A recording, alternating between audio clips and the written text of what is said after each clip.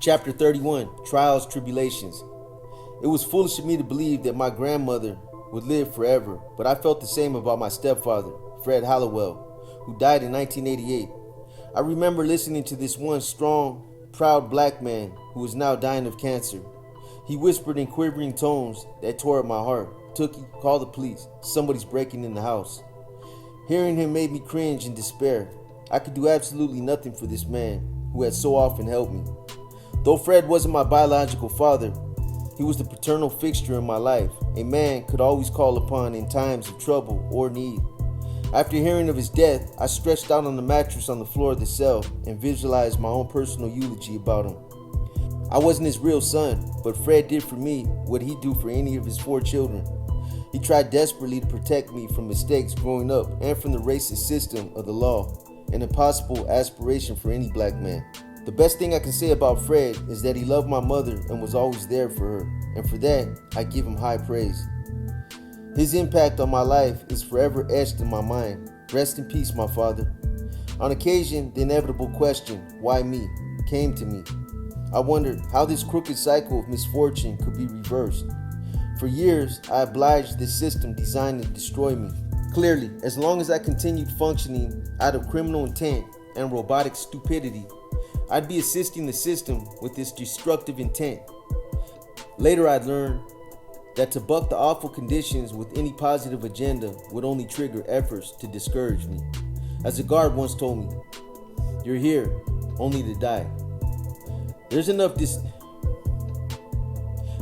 intrigue here in prison to put the Central Intelligence Agency to shame. I was not shocked when the classification committee lowered my status to grade B, along with Ghetto, who was fingered as one of my bodyguards. Just weeks earlier, the staff had converted part of East Block's second tier to serve as a lockup for grade B condemned prisoners. When Ghetto and I arrived, Evil, Tretch, and a few others were already housed on the tier. Though we weren't allowed any weights on the exercise yard, it felt good being around Crip allies. I recall him talking about this black actor, Philip Michael Thomas, who had mentioned during a radio interview a book entitled Perennial Psychology of the Baghdad Ghetto. Evil, Tretch, and I obtained a copy of the book. Though it didn't alter my life as I thought it might, it did cause me to challenge my own stance on personal thoughts, behavior, and the conditions around me. But I was still torn between my fealty to Crippin and becoming a new being. Did Buddha, Raymond, Mac Thomas, Ode, and the rest die in vain? I was embarking upon a task that had broken other men when they altered the course of their lives. A stumbling block was the shallow concern of how other Crips would view my change. To say I wasn't interested in what my peers thought of me would be a lie. I wasn't about to lower my convictions. Though I was no longer an impulsive reactionary, I was neither a pacifist nor would I turn the other cheek if physically threatened. The natural do-or-die instinct of self-defense is a reality I'll forever adhere to. Still, the scariest thing to me was life after Crippin. The idea of developing a conscience to counter the injustices of my own ignorance. In 1989, I received a court order for a Los Angeles County child custody hearing for my son Stan. When I arrived at High Power, I was placed on B row. Around the corner on A row was Evil, who had been called down by Cato's attorney months earlier. The following day, Evil reached out to me with a huge plastic bag filled with food, personal care items, and books. Although I was unable to see him or Cato, we communicated through the wall vent, an improvised telephone. Over the years of traveling back and forth to the Los Angeles County Jail, I ran into Crazy D, Timmy Tucker, Animal, Big Bam, and Little Kill Kill. Other than strolling down Crip Memory Lane with them, I found solace in having Animal test me on numerous words, and I returned the favor. Shackled and seated in the Los Angeles County courtroom, I saw my stepsister Dimitri there. I hadn't seen her in nearly a decade. I had hoped to see my son, whom I hadn't seen since 1979.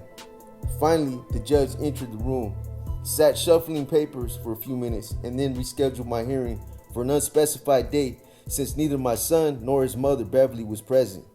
I was still shell-shocked from being in Los Angeles County Jail in 1979 through 1981. Before my departure, Evil hollered through the vent to ask if I wanted to stay down there a little longer. I shot back, "No way, cuz, I'm ready to split." Even though I was in good company with Evil and other Crips, I wanted out of there, and soon wasn't quick enough.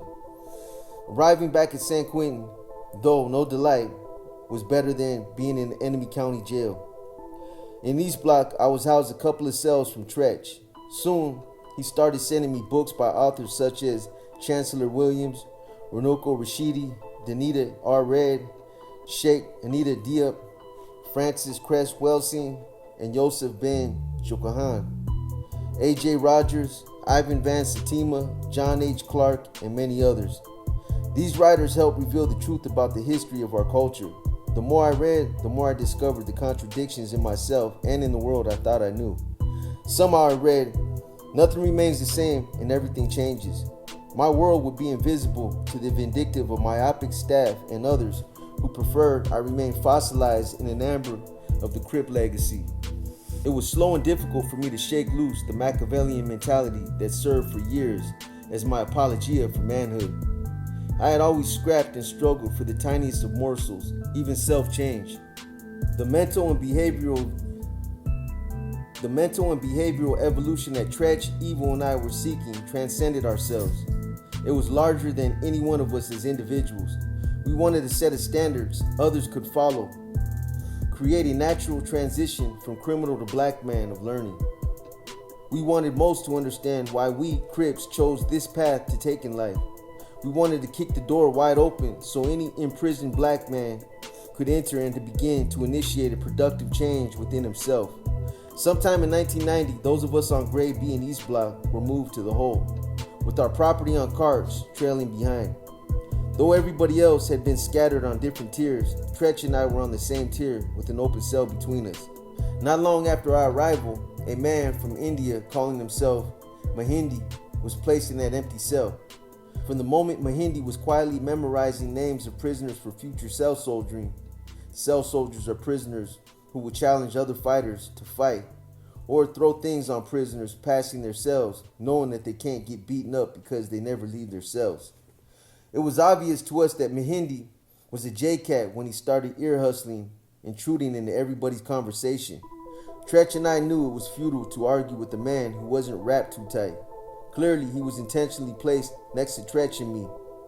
For weeks, Mahindi angered everybody on the tier with his abrupt intrusions, using his